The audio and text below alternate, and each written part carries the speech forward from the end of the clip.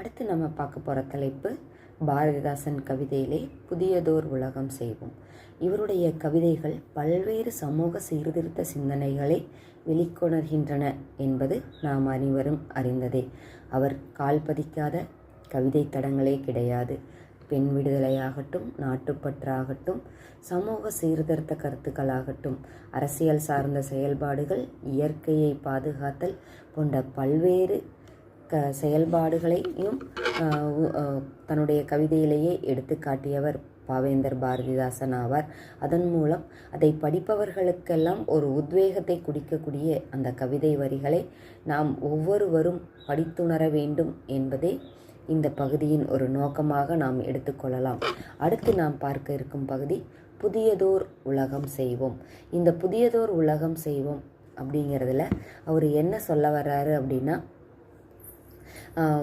இந்த நாட்டுக்குள்ள கெட்ட சக்திகள் எதெல்லாம் இருக்கிறதோ அதையெல்லாம் வேரோடு ஒழிப்போம் அப்படிங்கிறது பாரதிதாசனுடைய மிக ஒரு எப்படி சொல்கிறது, ஒரு சக்தி வாய்ந்த எண்ணமாகவே பார்க்கப்படுகிறது. புதியதோர் உலகம் செய்வோம், கெட்ட போரிடும் உலகத்தை வேரோடு சாய்ப்போம்.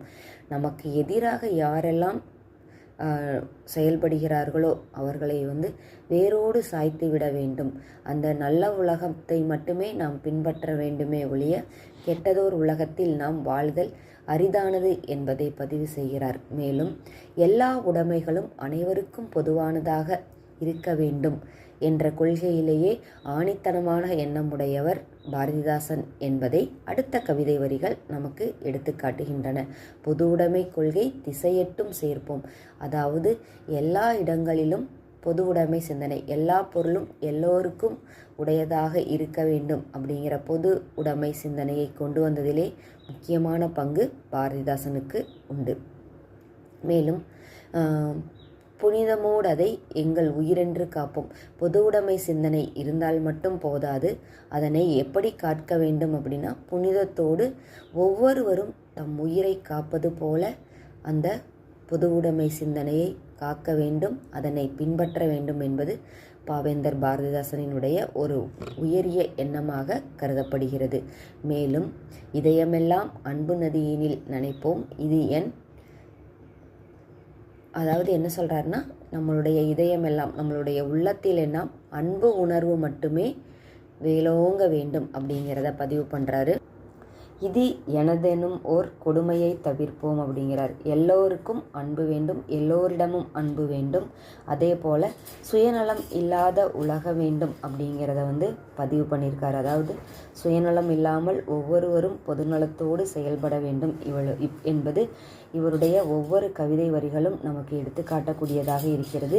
அதிலும் இந்த புதியதோர் உலகம் செய்வோம், பொது உடைமை கொள்கையை அனைவரும் பின்பற்ற வேண்டும், நாட்டு மக்கள் அனைவரும் அன்புடையவர்களாக இருக்க வேண்டும், சுயநலம் இல்லாமல் இது எனக்கென்ற எண்ணம் இல்லாதவர்களாக இருக்க வேண்டும் என்பதை பதிவு செய்கிறார். மேலும் உணர்வெல்லாம் கனலிடை அயர்வினை எரிப்போம், ஒரு பொருள் தனி என்னும் மனிதரை சிரிப்போம் அப்படிங்கிறார். அதாவது இந்த பொருள் எனக்கு உரியது என்று எந்த மனிதன் கூறுகிறானோ அவனை பார்த்து நகைப்போம் என்று மிக அழகாக எடுத்து காட்டுகிறார். மேலும் இந்த கவிதை வரிகளை உணர்வெனும் கனலிடை அயர்வினை எரிப்போம், ஒரு பொருள் தனியெனும் மனிதரை சிரிப்போம் என்று குறிப்பிடுவது சுட்டிக்காட்டத்தக்கது.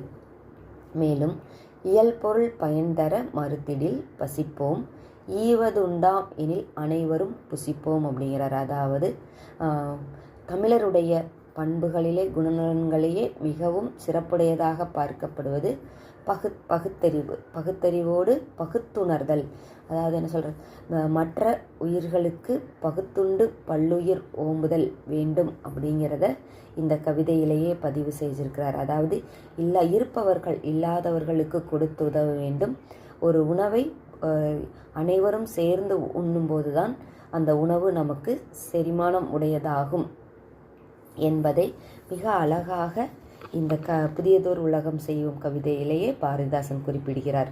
இயல்பொருள் பயன் தர மறுத்திடல் பசிப்போம், ஈவது உண்டாம், ஈதல் அதாவது பிறருக்கு கொடுத்துதவுதல் உண்டு எனில் அனைவரும் அதனை புசிப்போம், ஏற்றுக்கொள்வோம் அப்படின்னு சொல்கிறார். இந்த மாதிரி போரிடும் உலகத்தை, அதாவது நமக்கு எதிரியாக இருக்கிற உலகத்தை வேரோடு சாய்ச்சிடணும், இல்லாட்டி அவர்கள் நம்மை வாழவிட மாட்டார்கள் என்ற சிந்தனையையும், பொதுவுடைமை கொள்கையையும், மக்கள் மனதிலெல்லாம் அன்பு மேலோங்க வேண்டும் என்பதையும், ஒரு பொருள் தனி என்ற சிந்தனையையும் வேரோடு சாய்க்க வேண்டும் என்பதை சுட்டிக்காட்டுகிறார். இப்படி ஒவ்வொரு செயல்பாடுகளிலும் தன்னுடைய கவிதை வரிகளில் தன்னுடைய செயல்பாடுகளை மிக அழகாக சுட்டிக்காட்டி